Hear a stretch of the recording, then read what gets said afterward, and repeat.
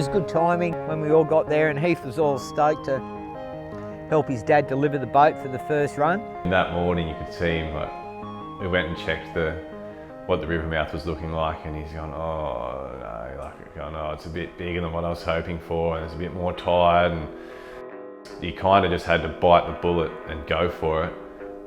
No, he was definitely pretty bloody nervous when we were heading out the river mouth. So I've got to think the safest route is for me to do a beeline straight ahead.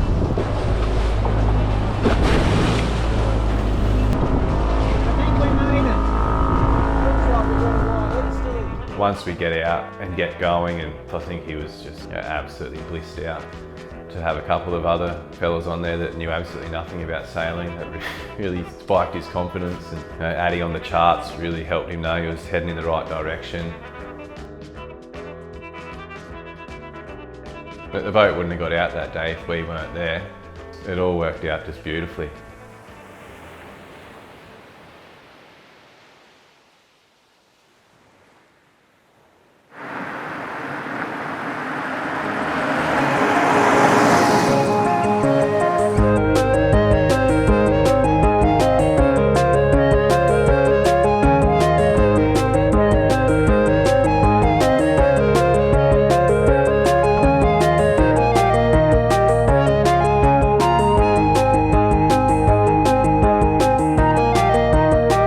Let's hit the road. Hurry up, Addy.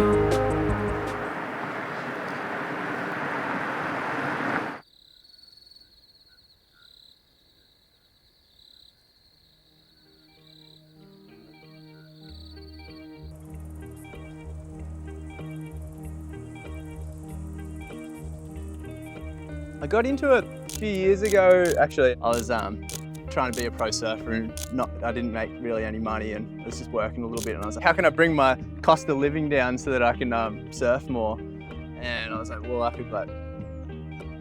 was spending lots of money on beer, so I started home brewing, and I was like, well, if I can also grow food, it's a couple of big costs that I can save on and go surfing more. And didn't know anything what I was doing, and just planted some seedlings, and actually got like a couple broccolis that first winter, and I was like, oh, this is easy. And then after that, challenges started coming, so I'd always just dig deeper and, reading books and listening to podcasts, talking to people about their gardens. That's been the thing we've learnt here is like, there's a lot of bare dirt and stuff, but it just seems to be really compacted. Like as soon as we dug that up and fluffed it and moved it, everything grew. But if you just put something in here, it Struggles. Really struggles. It's all about having, aerobic soil, fluffy, light, healthy breathing. Yeah. I'm Jake Vincent, and my partner Kate and I just bought 23 acres backed up to the highway and the train tracks here in Gumbaynggirr Rail in the mid-north coast, New South Wales. It's the same old thing with anything. It's the hardest thing is starting. Once you take that first step, you're on. And it's unreal that they've got that froth about it, because you need that.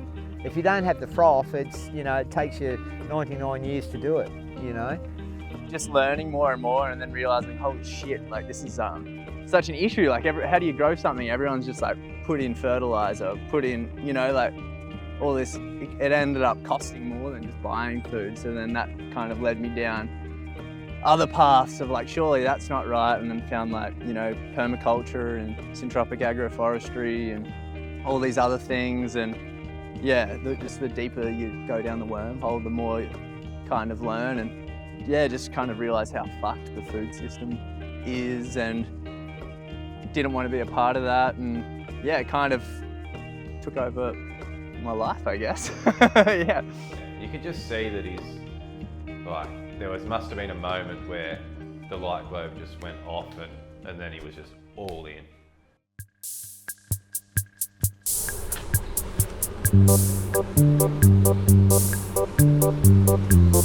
You look like you've kind of won with the bees. I actually got levelled the last time that we did a harvest. There we do. We've been making biochar. What's your biochar pit? And why do you want to make biochar? Well, like I was saying, the soil here seems to be really compacted. And I don't know, there's lots of People say different things about biochar, but the way I look at it is, you know, it holds on to that moisture through dry periods. Yeah, and it's just a home for the biology and stuff too, you know, for microbes. But I kind of just think of it more as a texture, like a good texture. Good colour. A good colour and texture, yeah.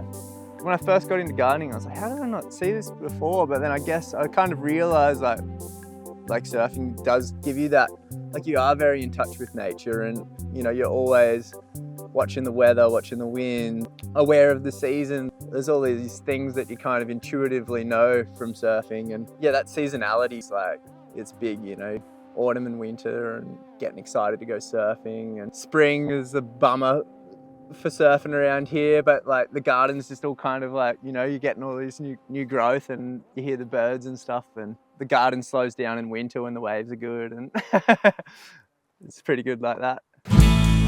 Julie, Julie, Julie, Julie, come back to me. Julie, Julie, Julie, Julie, come back to me. If I could only see you again, I'd probably just cry in front of you.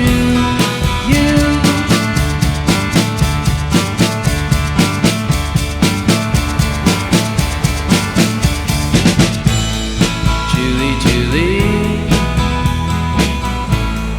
Julie, Julie, come back to me. If I could see you standing there again, I'd probably just cry in front of you.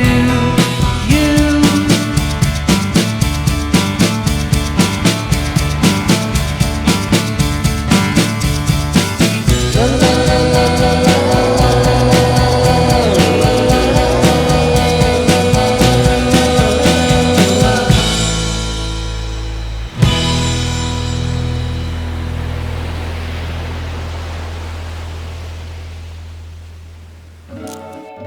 First met Ellis as a frothing little grommet at about 12 or 13. It had been a long time since we'd really hung out. We both went on completely different trajectories there.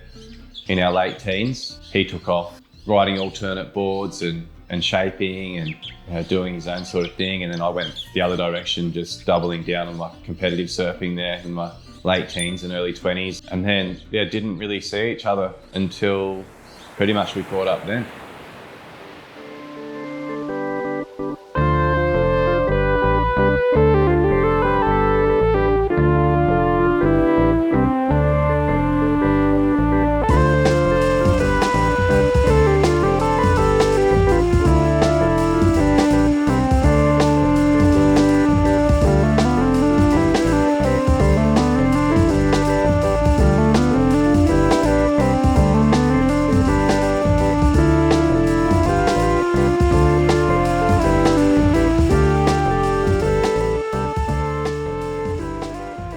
I'm just working with predominantly polystyrene and been loving it. Yeah, this is like halfway through, it's basically coming off the block. I set the bow up the top and just let gravity cut it now. And it's just literally electrified wire that... Is that still hot right now? That's hot, it'll burn you, but it's only like 20 volts or something, so it won't like electrocute you. And just sort of cracks out of the block, and there's your sort of bottom rocker. Man, that's a nice clean cut. Greeno calls it a no-think job, which is like a great way to think about surfboard building, because usually the rest of the time it's like you got to be concentrating, but you can sort of be doing like something else. So gravity literally does it for you. You're not pulling or anything. Yeah, that's how you get the clean cut. I've been meaning to make a new one, but it works. That's your blank initially. Yeah, and Pretty well done. yeah, I mean you could ride it. Yeah. Do about 90% of the shaping with this. It's just got dust extraction on it.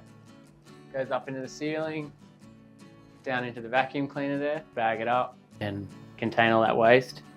And then maybe 10 boards or something, I'll probably end up with excess foam around the floor, so sweep that up, bag it up as well, vacuum it up. This is all the recycling. This comes out of the planer, and then this is just offcuts, like the ribs and stuff. And then I actually just take it back to where I get it from when they blow it. The people that blow the foam are so cool. They recycle all their offcuts, and they just blow these big A-grade plastic blocks that they recycle. Because this stuff's so clean, they can mix it back into another block. And this gets recycled down, and then they sell it off by the cubic ton to people making like other plastic. They make downpipes and chairs and that. So none of your blanks going into landfill? I kind of trying to quantify it, and I reckon like at the end of the shape, if I vacuum up and clean it all up, maybe there'd be like a thimble of waste that I missed, you know, with like walking out or spraying off, or like what ends up here. So I still sweep it up, but I reckon it's like maybe a bit more, maybe a matchbox worth of microplastic. Yeah, it's not much, eh? That's incredible. I feel like when you start shaping and taking your old bones and your old stuff and going to the tip, and then like, you're literally just like putting it in landfill. It's pretty fucked up. Yeah, I'm frothing to try one of these. Yeah, keen to surf with you. When we finished up chatting with Ellis on his farm, and that howling offshore came up, and we were like, perfect time to go down the beach. The water was just turquoise and these little high tide shorey beaches.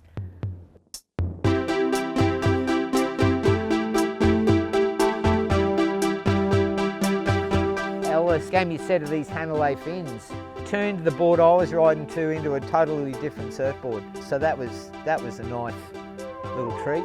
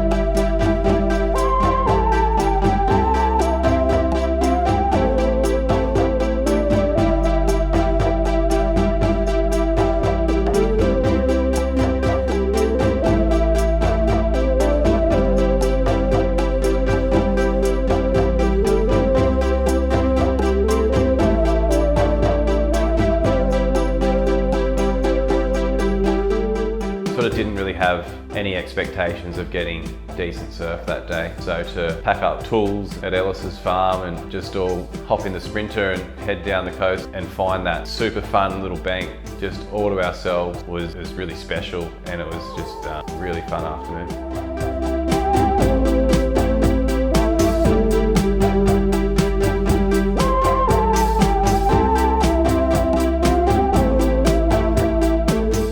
Next time, we're going to catch up with me old mate Murray, and then keep on heading north to visit the one and only Wayne Lynch.